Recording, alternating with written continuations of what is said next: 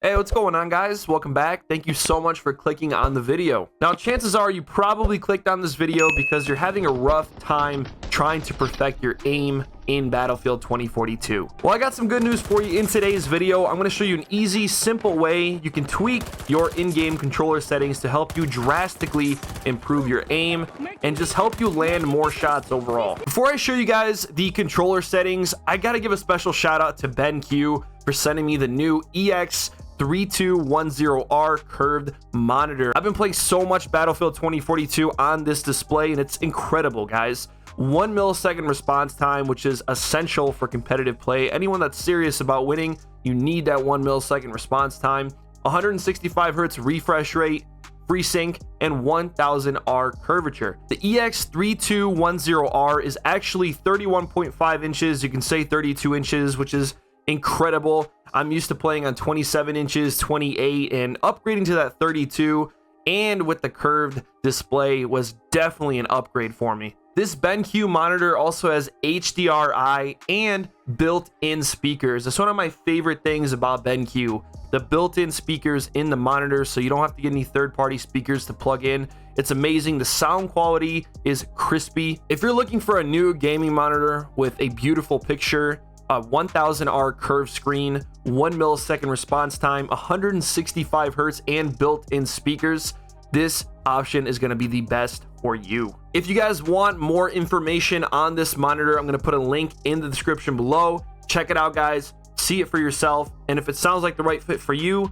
don't miss out. Appreciate this. All right, guys, so Battlefield 2042 and the Battlefield franchise in general is very special because it's not like many other first-person shooters. The aiming is very different to games like Call of Duty, for example. There's lots of bullet drop, you have to lead your shots, and the aiming can feel very awkward for somebody picking up the game for the first time. After playing around with some of the new settings after update 3.1, I finally found that sweet spot. I've been using these settings a lot, and my aim has improved dramatically. I mean, I'm landing more shots, I'm getting more kills, and I'm just more consistent overall, and I know that's exactly what you guys are looking for, so you clicked on the right video. All right, guys, so let's take a quick little deep dive. I'm going to show you how I tweak my settings to improve my gameplay overall, my aiming overall. So once you go to options, head over to the controller settings and go to on foot. This is probably the most important area that's going to help you out.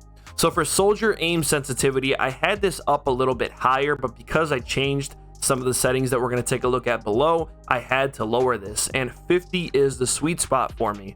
You can play around with this, you can do it a little bit higher, you can do it a little bit lower, it's completely up to you, but I think 50 is going to be a good option for you after you change some of the settings that we're going to take a look at below. Obviously, we don't want to invert the vertical look on foot, so keep this off.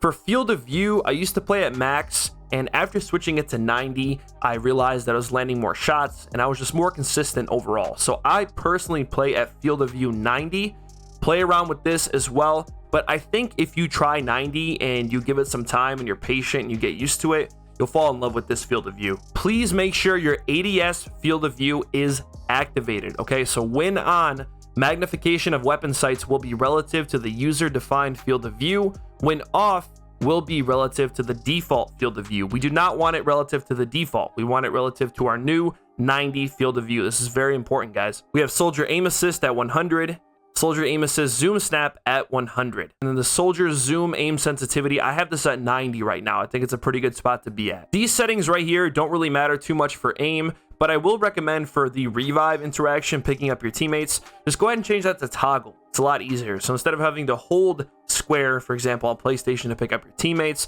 all you have to do is press it. It's really nice. Now, this section is actually very important, okay? So the advanced controller on foot settings, you want to make sure your aiming left and right acceleration is down to 0. Once your acceleration is down to 0, you have a lot more control over where your bullets are going to land. You also want your vertical aim ratio set to 100. So you can see right here for vertical aim ratio at 100%, the crosshair moves the same distance when aiming vertically as it does when aiming horizontally. Lower values dampen the vertical input to aid with finer control, while values near 100% keep vertical and horizontal movement similar. So if you want your vertical aim to match your horizontal aim, this is going to be an amazing setting because it mimics other games like Call of Duty. So if you want that Call of Duty aiming feel, this is the closest way to get to it, I promise you. For uniform soldier aiming, I went ahead and turned this on, and I set my coefficient all the way down to 0. One of my subs actually gave me this recommendation, and it definitely improved my aiming overall. For the magnification settings down here below, I increased some of these, I decreased them, and I just found that keeping it at 100 was the best option for me. Also, go ahead and head over to controller tuning all the way to the right.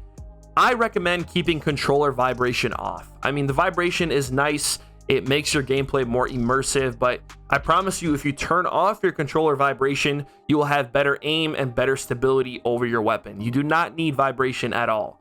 For the center dead zone on the left stick, I went ahead and set this to 5. That's what I recommend. The axial dead zone at 15 and the max input threshold at 100.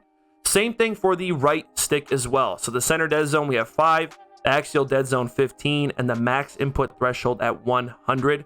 And then for the controller L2 and R2 buttons, for PlayStation example, we have the L2 dead zone set at 0, the L2 max input threshold set at 100, the R2 dead zone at 0, and then the same thing here, the R2 max input threshold set to 100.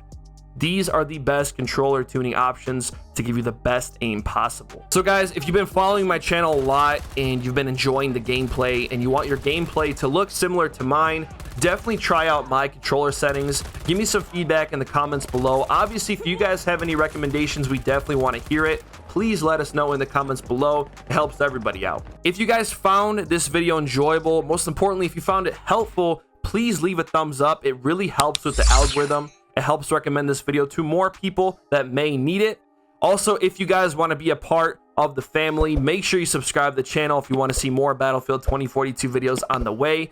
Thank you guys so much for being here. I'll see you in the next one. I'm out. Peace.